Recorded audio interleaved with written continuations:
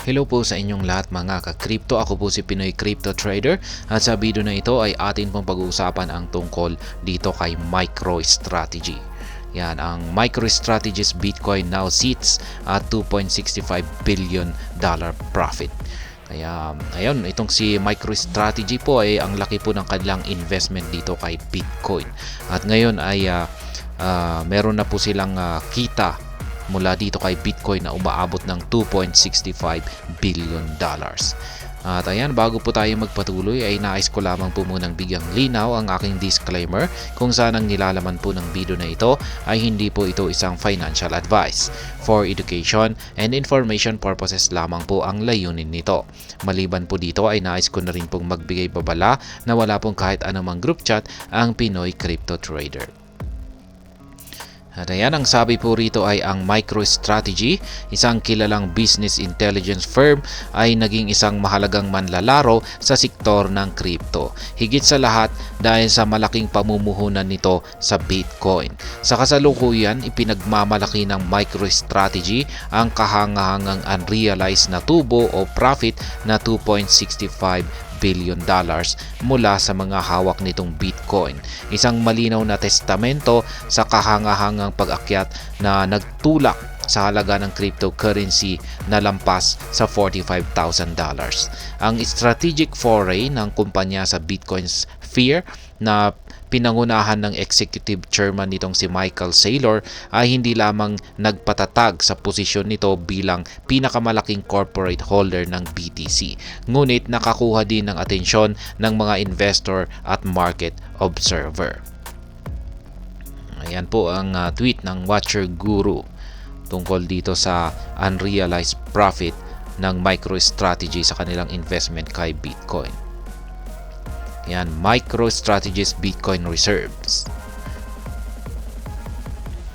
Yan, ang unang pakikipagsapalaran ng MicroStrategy sa Bitcoin ay nagbunga ng mabungang resulta. Kaya ang kumpanya ay nagtataglay na ngayon ng kahangahangang treasury na humigit kumulang 189,000 BTC na nagkakahalaga ng humigit kumulang na $8.5 billion sa kasalukuyang mga presyo sa market. Ang malaking paghawak na ito ay nagtatag ng MicroStrategy bilang pangunahing manlalaro sa market ng cryptocurrency na nagpapakita ng pag-iintindi ng kumpanya sa paglalaan ng bahagi ng treasury nito sa digital asset na ito.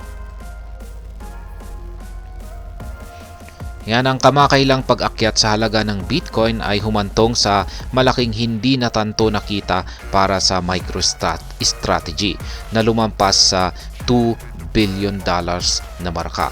Sa kabila ng pagkasumpungin ng market na nakakaapekto sa mga stock na nauugnay sa cryptocurrency, ang mga pagbabahagi ng MicroStrategy ay bumangon sa trend na nasaksihan ang isang 8.5% na pagtaas sa isang araw na nailalarawan sa pamamagitan ng mas malawak na pagbagsak sa sektor. Itinampok ng kapansin-pansing performance na ito ang positibong epekto ng estratehikong desisyon ng kumpanya na isama ang BTC sa corporate treasury nito. Ayan, Michael Saylor's ongoing Bitcoin acquisition strategy.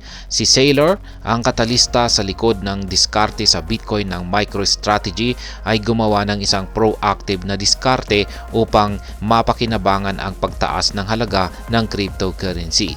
Gaya ng isiniwalat sa isang kamakailang pagkaharap sa United States Securities and Exchange Commission o SEC, sinimulan ni Saylor ang pagbebenta ng $216 million na halaga ng mga stock ng MicroStrategy.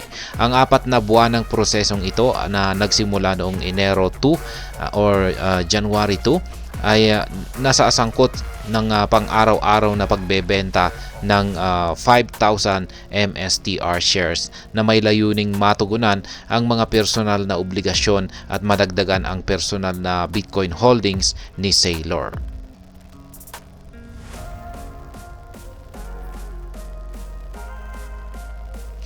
Yan ang dedikasyon ni Saylor sa pagpapalawak ng kanyang BTC portfolio ay binigyang diin sa ikatlong quarter na tawag sa mga kita ng MicroStrategy noong November 2. Binalangkas niya ang kanyang plano na likidahin ang 5,000 MSTR shares araw-araw sa loob ng 4 na buwan, na binibigyang diin ang dalawang layunin ng pagtugon sa mga personal na obligasyon at pag-iipon ng mas maraming BTC. Sa kabila ng mga personal na benta na ito, binigyang diin ni Saylor na ang kanyang stake sa kanyang equity ng kumpanya ay nananatiling mahalaga. Regulatory factors and future prospects. Habang ang community ng cryptocurrency ay sabik na inaasahan ang potensyal na pag-aproba ng isang spot Bitcoin Exchange Traded Fund ng US Securities and Exchange Commission sa mga darating na linggo, ang posisyon ng MicroStrategy sa market ay nagiging mas makabuluhan. Ang pag-aproba ng isang Bitcoin ETF ay maaring magbigay ng daan para sa mas mataas na retail at institutional na pamumuhunan na posibleng magdulot ng mas mataas na halaga ng Bitcoin. Ayan ang mapangahas na pagpasok ng MicroStrategy sa Bitcoin realm ay hindi lamang nagposisyon sa kumpanya bilang nangunguna sa corporate cryptocurrency adoption, ngunit nagresulta rin sa malaking hindi natanto na kita. Ang patuloy na pagbebenta ng stock ni Michael Saylor upang punduhan ang mga karagdagang pagkuha ng Bitcoin ay nagpapakita ng patuloy na pangako sa digital asset. At ayan, hanggang dito na lamang po tayo sa video na ito mga ka-crypto. Sana po ay inyong nagustuhan ang aking paliwanag sa video na ito. Kung inyo po itong nagustuhan ay pakiclick lamang po ang like button nito. Para naman po sa mga bago lamang dito, kayo po ay aking inaanyayahan para mag-subscribe.